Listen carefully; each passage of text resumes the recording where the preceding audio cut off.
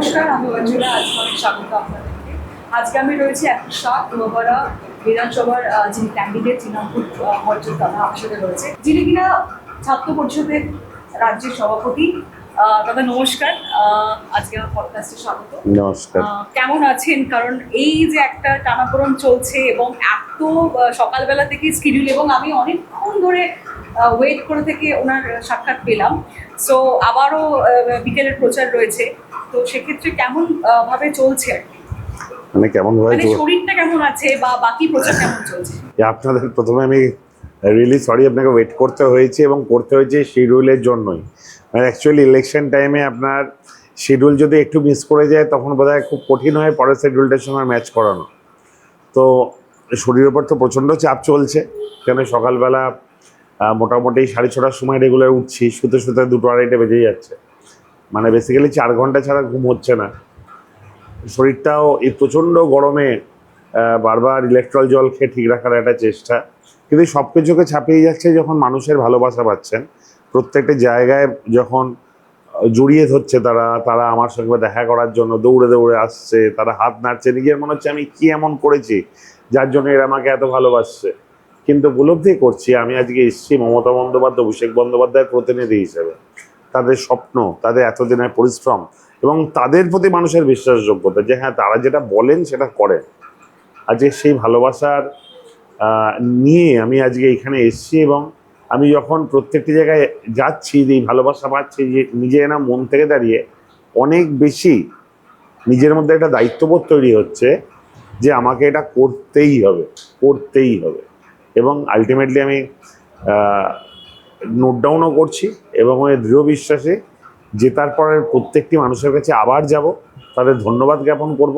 এবং আমার প্রথম কাজ যদি হয় যে এখানে শান্তি শৃঙ্খলা বজায় রাখা, আমার দ্বিতীয় কাজ হবে অন্তত 3-4 মাসের মধ্যে প্রতিশ্রুতি যত শতাংশ পূরণ করতে পারি সেটা। আচ্ছা, সেক্ষেত্রে আমি বলি, আপনি নিজে একজন ছাত্র পরিষদের 8 বছর হয়ে গেছে আপনি রয়েছে, আর এখন একটা মানে মানে আপনার এমএলএ হতে যাচ্ছে আর কিছুদিন পর। তো সবাই আপনার উল্টো দিকে রয়েছে অর্জুন সিং, যিনি কিনা একদম বিজেপির অন্য তাবর নেতা। তো ময়দানের ফাটাফাটি লড়াইটা কেমনভাবে চলবে? এবং সিপিএমের থেকে রয়েছে গায়ত্রী চ্যাটার্জি, আপনার দিদি সম্বন্ধ। দেখুন, একটা সময় হয়তো ছিল তিনি তাবড় নেতা, কিন্তু আজকের দিনে তিনি আর তাবড় নেতা নয়। ধরুন উনি আমাকে বাচ্চা বলছেন, হ্যাঁ একটা সময় আমি হয়তো বাচ্চা ছিলাম, প্রত্যেকেই ছিল।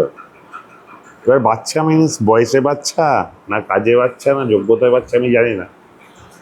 আমি মনে করি যে পলিটিক্সের ক্ষেত্রে সময়টা খুব গুরুত্বপূর্ণ ব্যাপার। আপনি সময়ের কোন পর্যায়ে আছে, উনি এখন ডুবন্ত। উনি একটা নিশ্চিত একটা সময় প্রভাব ছিল, প্রতিপত্তি ছিল। যতদিন মমতা বন্দ্যোপাধ্যায়ের ছবিটা ছিল ততদিন উনি 19 সালে যে স্ট্র্যাটেজি ফলো করেছিলেন, 26-ও যদি ভাবেন সেটাতে হবে না। 19 সালে তিনি আমরা বুঝতেই পারিনি, আমাদের অনেক নেতাদের তিনি কিনে নিয়েছিলেন, আমাদের অ্যান্টি প্রচার করেছিলেন, আমরাও অনেক ওভার কনফিডেন্ট ছিলাম। কিন্তু 19-এর পরবর্তী তৃণমূল কংগ্রেসের ডিফারেন্ট। আমি ব্যক্তিগত স্তরে আমার ওপিনিয়নদের প্রথম দিন বলেছিলাম আমি সম্মান করার চেষ্টা করব, শেষ সময় আমি কুকথা বলবো না। আমি গার্গিদি সিপিএমের ক্যান্ডিডেট, তিনি আমার কলেজের প্রাক্তন নেত্রী, আমি তাকে সম্মান জানাই। অশোকদা কংগ্রেস থেকে দাঁড়িয়েছেন, তাকে আমি সম্মান জানাই। এবং অর্জুন সিং যখন দাঁড়িয়েছেন বা বিজেপি থেকে, তখন কিন্তু আমার খেলাটা অনেক ইজি হয়ে গেল। কারণ নোয়াপাড়া মানুষ অর্জুন সিংকে পছন্দ করেন না, যাকেই পছন্দ করুন কেন তার সঙ্গে এখানে একটা খুনের ঘটনা জড়িত, যিনি শ্রদ্ধেয় শিক্ষক শহীদ বিকাশ বসুর খুনের সঙ্গে তার নাম জড়িয়ে এবং তিনি জেল খেটেছিলেন। এই মানুষকে এখানে পছন্দ করে না, এখানে শান্তিপ্রিয় বাঙালিরা এই জাতীয় গুন্ডা মস্তানদের পছন্দ করেন। তো নোয়াপাড়া কেন্দ্রে তাকে হয়তো দাঁড়িয়েছেন না, দাঁড় করানো হয়েছে বলেই মনে হয়। আমি যা খবর পাচ্ছি তিনি নিজে ব্যক্তিগত স্তরে বলছেন তিনি বারবার দাঁড়াতে চেয়েছিলেন, কেন তিনি বুঝতে পারছেন যে তার প্রচারে মানুষের সাড়া নেই, আর আমার প্রচারে তুমুল একটা জনপ্রিয়তা তৈরি হয়েছে। তো সেই জায়গা থেকে দাঁড়িয়ে আমি নিশ্চিতভাবে ওপিনিয়নদের যারা অপোনেন্ট আছে তাদের আমি সম্মান করি, কিন্তু আমি এটাও বিশ্বাস করি এই নোয়াপাড়ার মানুষ আমায় আনুমানিক 50,000-এর কাছাকাছি ভোটে জেতাবে। আপনি নিজে একজন তৃণমূল ছাত্র পরিষদের রাজ্য সভাপতি, তার সাথে এই যে দুর্নীতি বা এসএসসি যে চাকরি হারা যারা শিক্ষকরা, সেটা কিভাবে দেখছেন, সেটা কিভাবে মানে সেই জায়গাটা কিভাবে না। ফুলফিল করতে পারবে? আই এম ভেরি সিম্প্যাথেটিক, সে ব্যাপারটা নিয়ে এরকম তো হওয়াটা কাম্য নয়। কিন্তু এটাও ঘটনা যে আজকে এই যখন অভিজিৎ বাবুর মতন ব্যক্তিত্বরা সেই নির্দেশ দেন এবং তারপর তারা বিজেপিতে জয়েন করেন, এমপি হন, কোনো এক জায়গায় গিয়ে মনে হয় যেন বিচারের বাণী নীরবে নিভৃতে কাঁদে। আমি বিশ্বাস রাখি মমতা বন্দ্যোপাধ্যায়ের প্রতি, তিনি তো এটা তো আমার সেট করার বিষয় নয়, তিনি দেখছেন এবং তিনি তাদের প্রতি আশ্বাস শুধু দিয়েছেন না, তাদের সাপোর্ট যা করা সেটা করছেন। আমার দৃঢ় বিশ্বাস সমস্যার সমাধান হয়ে যাবে সরকার গঠনের পর, এবং বাংলায় একটা মানুষও যাতে দুঃখে না থাকে তার তার চেষ্টায় মমতা বন্দ্যোপাধ্যায় সর্বদা সক্রিয়। আমার মনে হয় ইলেকশনের পরবর্তী পর্যায়ে এই বিজেপি যখন বুঝতে পারবে তাদের সর্ববল প্রয়োগ করেও এই বাংলা তারা জিততে পারলো না, আমার দৃঢ় বিশ্বাস মমতা বন্দ্যোপাধ্যায় বাংলার জন্য পরবর্তী ধাপে তার কর্মযোগ্য স্টার্ট করতে পারবে। ভোটের ময়দান কিন্তু একটু গরমাগরমই রয়েছে, কারণ সব দলই বলছে যে আমরা জিতবো। যেমন তিনটে যে পার্টি রয়েছে, সিপিএমও বলছে যে আমি জিতবো, বিজেপি বলছে আমি জিতবো, তৃণমূল বলছে আমরা জিতবো। সেক্ষেত্রে আপনার এই যে মানে ভোটের ময়দানে মানে যারা জেনজি কালচার যারা রয়েছে, মানে ইয়াং এজের যে গ্রুপটা যাদেরকে নিয়ে আপনি ছাত্র পরিষদ, তাদের কিন্তু ম্যাক্সিমামই বলছে যে না এবার একটু সরকার পাল্টানো দরকার। সেটা কিভাবে তাদেরকে আপনি মেসেজ দেবেন? আমার মনে হয় না, জানেন তো, মানে ধরুন আমি যেহেতু এখন নিজে একজন প্রচারক, ক্যান্ডিডেট হিসেবে প্রচারকের ভূমিকা পালন করছি, আমি কিন্তু দেখতে পাচ্ছি আমার সঙ্গে সবচেয়ে বেশি কানেক্ট হচ্ছে এজেন্সিরা। আমার সঙ্গে যারা সিনিয়র সিটিজেন তারাও দুর্ধর্ষভাবে কানেক্ট হচ্ছে। মহিলাদের একটা আলাদা লেভেলের ভালোবাসা পাচ্ছি, তারা নিজের শাড়ির আঁচল দিয়ে আমায় ঘাম মুছিয়ে দিচ্ছেন। চিনি না জানেন আপনি, তাকে প্রণাম করলাম, তিনি আমায় কাছে থেকে গালে চুমু খেলেন এবং মাথায় ঘাম মুছিয়ে দিচ্ছে। আপনি এই ভালোবাসার ধরতে মানে এই ভালোবাসা আপনি ব্যাখ্যা করতে পারবেন না যতক্ষণ না সেই জায়গায় আসবেন। আমি 8 বছর প্রায় রাজ্যের ছাত্রের সভাপতি কাছাকাছি। আমি 8 বছরে কিন্তু প্রচুর জায়গা ঘুরেছি, প্রচুর সংগঠন করেছি, অন্য লোকের অনেক ইলেকশন করেছি, কিন্তু এই ভালোবাসা আপনাকে যেন এক্সট্রা লেবার দিতে, এক্সট্রা পরিশ্রম করে ব্যাটারি চার্জ করে দিচ্ছে। এবং আমি জেনজেদের সঙ্গে যে হয়তো আমার বয়স কম বেশি হতে পারে কিংবা জানি না, আমি কিন্তু তাদের বুঝতে পারছি, তাদের কোনো ক্ষেত্রে মনে হতে পারে যে না তৃণমূল সরকার এটা ঠিক করছে বা ঠিক করছে না, কিন্তু তারা কিন্তু এটা কোনো কোনো ক্ষেত্রে হলেও হতে পারে, আমি বলছি না এটাই গণতন্ত্রে হওয়া উচিত, কিন্তু তারা কিন্তু আরও বেশিভাবে বিজেপি বিরোধী এবং তারা বলছে নো ভোট টু বিজেপি। আপনি এই ব্যাপারটাকে আগে খেয়াল রাখুন। এবং এরা শিক্ষিত সমাজের প্রতিনিধিরা খুব ভালো করে বোঝে তৃণমূলের বিকল্প কোন বিজেপি হতে পারে। এবং বিজেপির আমি এইখানে তো নির্বাচন করতে গিয়ে বুঝতে পারছি প্রচুর বিজেপির শাখা সংগঠন, আরএসএস, বিভিন্ন আরও যারা যারা রয়েছে, হিন্দু পরিষদ আর কৃষক হয়তো সব খেয়াল নেই, কিন্তু তারা দিনের শেষে বিজেপিকে ভোটটা দিত ইলেকশনে। তারা কিন্তু বলছে এবছর তারা বিজেপিকে ভোট দেবে না। এবং দায়িত্ব সহকারে আপনাকে বলছি, পুরনো বিজেপি আর নব্য বিজেপির মধ্যে একটা তুমুল ঝামেলা, তুমুল অশান্তি। আজকে জেনজিরা সব কিছুর পরও এটা জিনিস জানে যে মমতা বন্দ্যোপাধ্যায় এমন একজন মহিলা যে দিনের শেষে যেটা বলেন সেটা করেন। অভিষেক বন্দ্যোপাধ্যায় আজকে জেনজিদের কাছে একটা হার্টথ্রব। আজকে তার এই 25 সেকেন্ডের 40টা পুশ আপ, বা যে তার বক্তব্যের দৃঢ়তা, বা তিনি যেটা বলছেন সেটা করছেন, বা কোনো প্রবলেম হলে তিনি পাশে গিয়ে দাঁড়াচ্ছেন, এটাই ইয়ংদের ভীষণভাবে অ্যাট্রাক্ট করে। এবং এবারে তৃণমূল কংগ্রেসের তরফ থেকে তো প্রচুর ইয়ং ক্যান্ডিডেট দেওয়া হয়েছে, যেটা আর কোনো দল কিন্তু সাহস পায়নি। তো নিশ্চিতভাবে আমার মনে হয় যে জেনজিরা অনেক বেশি কানেক্টেড তৃণমূল থেকে। ভোটে জেতার পর কিন্তু আমরা কাউন্সিলর বা এমএলএ যারা যারা পদে থাকি তারা বলে যে ভোটের আগে সবাই প্রচার করতে আসে, ভোটের পর কাউকে দেখা যায় না। এটা আমরা শুনতে পাচ্ছি অনেক মিডিয়া থেকে। সেটা কি মনে হচ্ছে যেটা এরকম কি কোনোভাবে? ট্রু, এটা একদম খুব সত্যি কথা বলেছেন, এটা আমি স্বীকার করি। এটা অধিকাংশের ক্ষেত্রে, অনেকের ক্ষেত্রেই সত্যি, অধিকাংশ বলা ভুল। তবে তার সঙ্গে এটাও বলি যে ইয়ং ব্লাডস থাকে যারা আমাদের মতন, যাদের এখনও রাজনীতি যাত্রা সবে শুরু, তাদের কিন্তু আগামী 5 বছর নিজেদেরকে প্রমাণ করার দিন।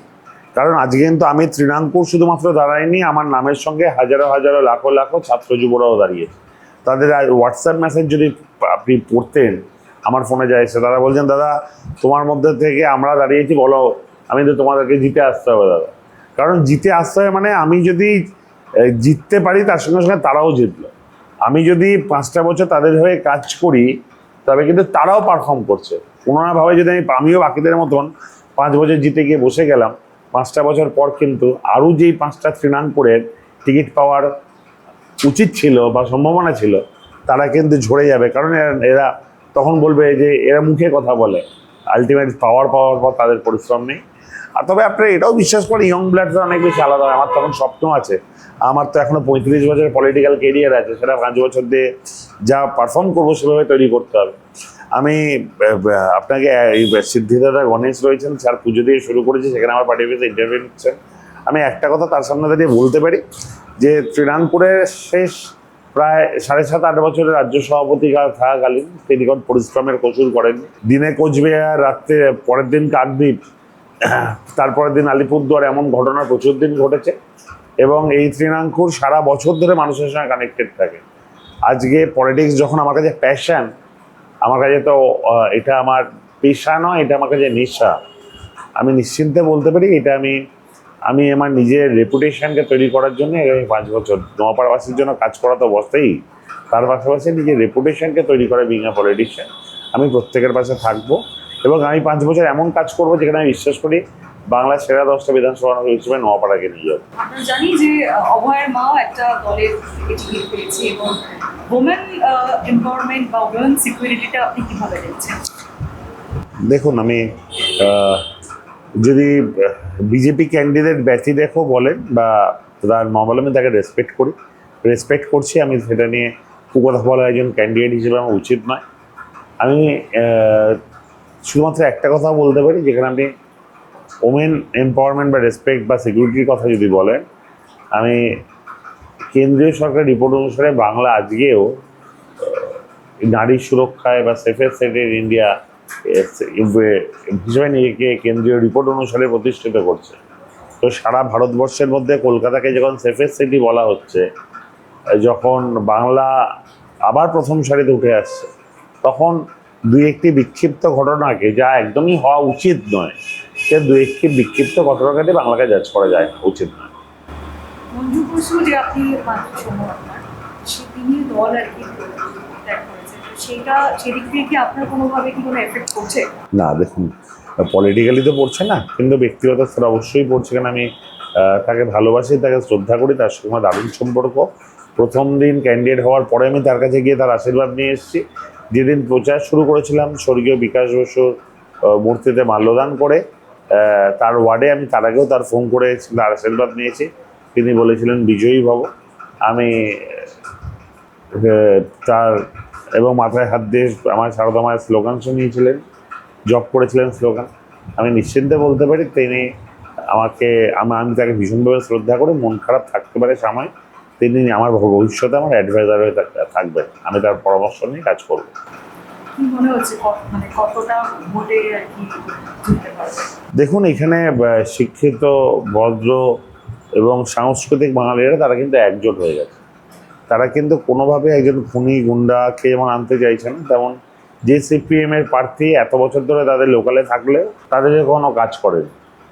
আজকে আমি কোনো একটা অনুষ্ঠানে গিয়েছিলাম, প্রত্যেক বছর সে অনুষ্ঠান হয়, সেইখানে বলছে যে বাবা, এই প্রথমবার সিপিএম প্রার্থীকে সেখানে দেখলাম ভোরবেলা 1:30টার সময়। এত বছর ধরে তিনি আসেন।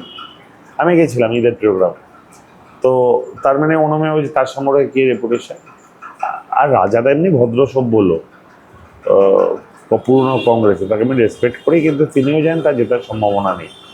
তো আমি একই সঙ্গে আবেদন জানাচ্ছি আমার সকল কংগ্রেস ভাই বোনেদের, আমার সকল সিপিএমের সঠিক সংস্কৃতিবান লোকদের, যারা মনে করেন যে নোয়াপাড়াটা রক্ষার দায় আগে তাদের, তারপর সব কিছু।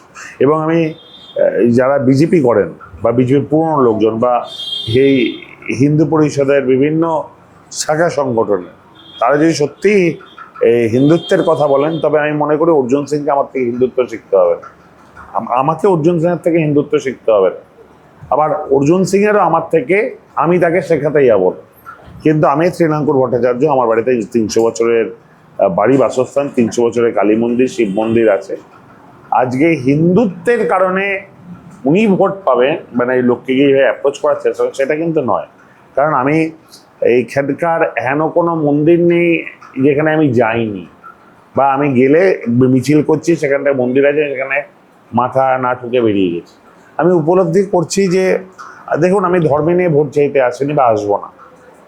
আমি মমতা বন্দ্যোপাধ্যায় সে বলেছেন ধর্ম যার যার উৎসব সভায়, ঠিক তেমনভাবে মমতা বন্দ্যোপাধ্যায় অভিষেক বন্দ্যোপাধ্যায় শিখিয়েছেন আমরা প্রত্যেককেই। হিন্দু ধর্মের লোকেরাও কিন্তু মানে যদি মানে সব ধর্মই রয়েছে, এই ধর্ম আমি এটা তো সব ধর্ম থেকেই কিন্তু বলছে যে না এবারে একটু পাল্টানো দরকার। আমি বলছি ভাই, তারা বলছেন যে আমরা নিজেদের ধর্মের প্রতি আস্থাশীল এবং অন্য ধর্মের প্রতি শ্রদ্ধাশীল। আমি আপনাকে দায়িত্ব নিয়ে বলছি, সে কংগ্রেস হোক, সে সিপিএম হোক, সে বিজেপি হোক, তারা কিন্তু আমাকে ব্যক্তিগত স্তরে এবার ভোট দেবে।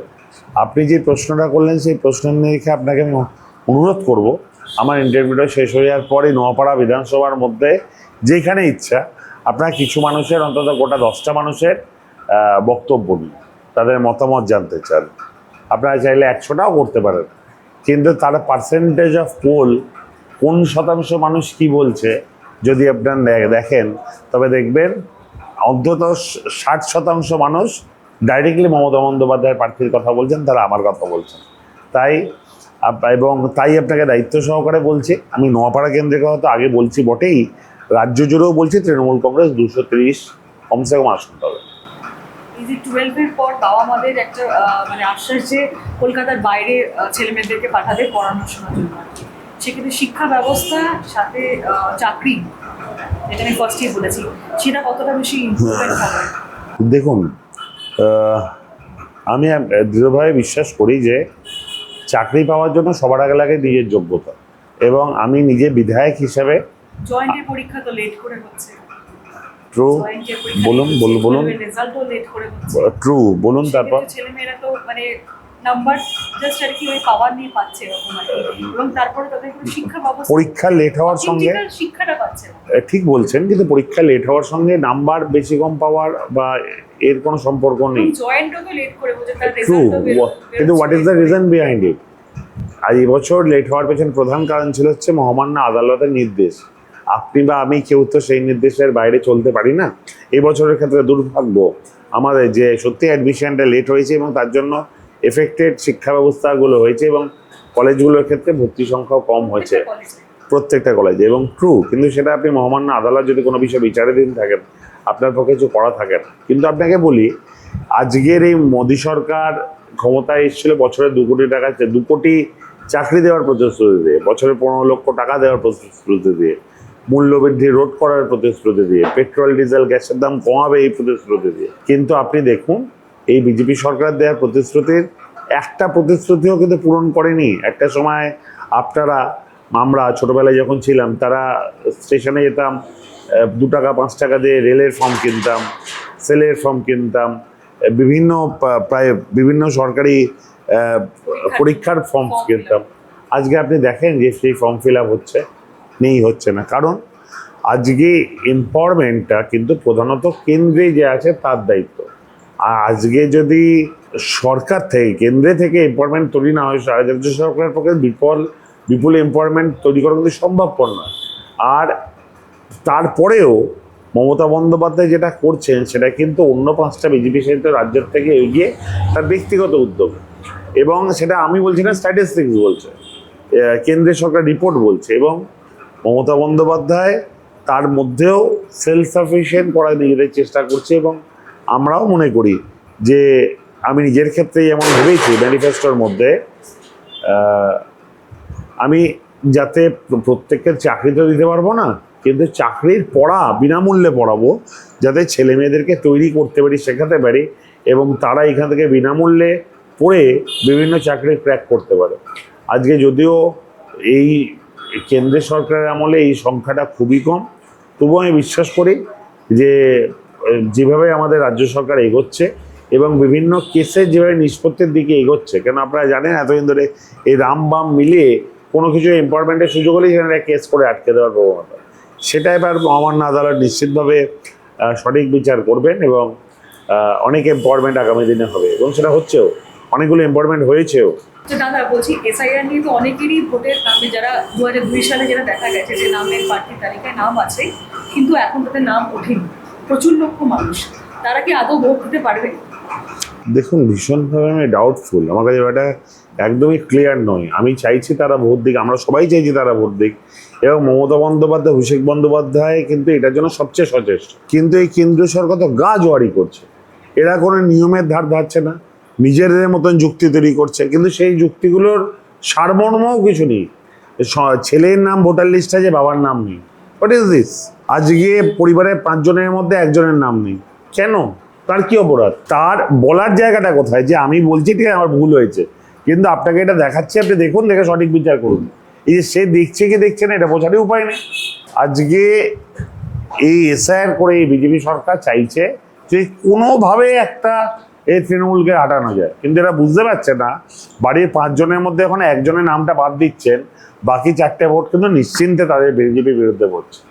তারা বুঝতে পারছে না বাড়ির বাবার নামটা সরিয়ে দিচ্ছেন, ছেলের নামটা আছে, সে ছেলে যখন বাইরে গিয়ে রাস্তায় কথাটা বলছে, পাড়া প্রতিবেশী কিন্তু বাংলার একজোট হয়ে যাচ্ছে যে তাদের ভোটটা বিজেপির বিরুদ্ধে দিচ্ছে। আজকে তারা বাংলার জন্য যত স্ট্র্যাটেজি নিয়েছে তাদের বুমেরাং হয়েছে। গতবার 8 দফায় ভোট বুমেরাং হয়েছে, আবার এবছর 2 দফায় ভোট বুমেরাং হয়েছে।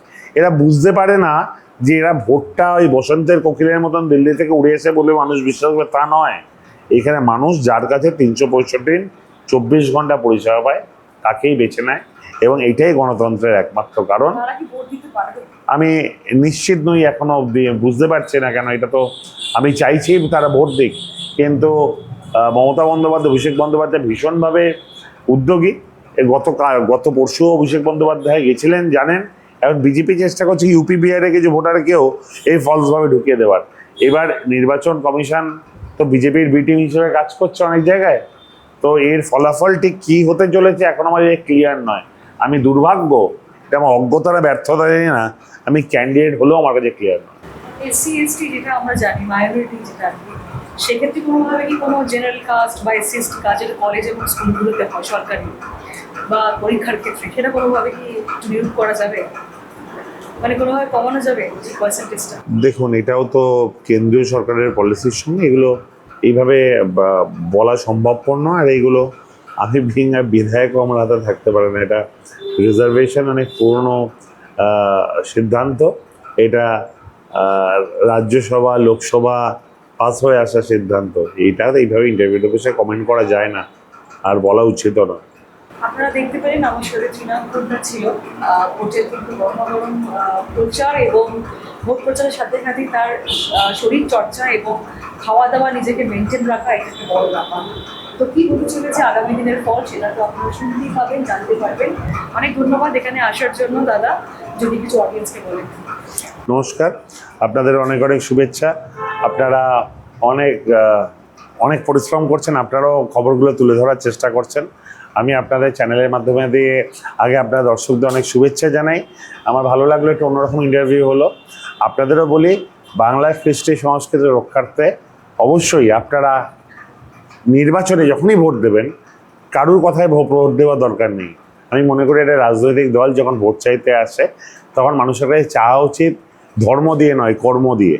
এবং আপনারা কি পেয়েছেন এবং কি পাননি, কারা কি প্রতিশ্রুতি দিয়েছিল, তার প্রতিশ্রুতি কতটুকু রক্ষা করেছে, কতটুকু রক্ষা করেননি, এবং কাদের দেওয়া প্রতিশ্রুতি আপনারা বিশ্বাস করেন, এই সব কিছুকে বিচার করে আপনাদের যাকে ভালো মনে হয় আপনারা তাকে ভোট দিন। কিন্তু এই গণতন্ত্রে আজকের দিনে দাঁড়িয়ে ভোট দেওয়াটা অত্যন্ত জরুরি। অবশ্যই ভোটটা দিতে আসুন। এই এসআইআর পরবর্তী পর্যায়ে যেভাবে এই বিজেপি সরকার চক্রান্ত করে অনেকের নাম বাদ দিয়েছে, জানি না আগামী দিনে আপনারা ভোট না দিলে আপনাদের নামটাও বাদ দিয়ে দেবে। অনেক ভ্যালিড পার্সনদের নাম বাদ গেছে।